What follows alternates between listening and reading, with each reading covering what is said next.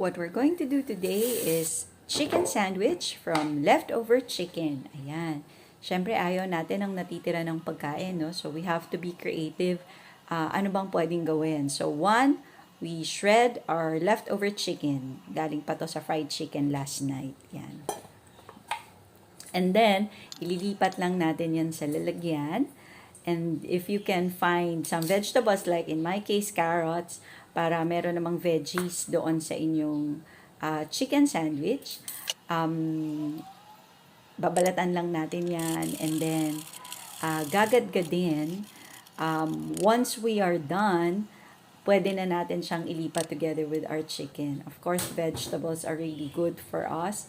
Kaya maganda that we use them as much as we can. And then we do our mayonnaise, no? Maglalagay tayo ng mayonnaise. Favorite namin yung Lady's Choice mayonnaise. Then we put in salt and pepper. Depende sa kung ano yung panlasa mo. Naglalagay ako ng milk para mas spreadable siya. So that it would be a little bit runny, so that it's easy to spread. And then meron din kaming mga tirang pandesal from yesterday. So yan ang gagamitin natin para sa ating chicken sandwich. And then that's it. Voila!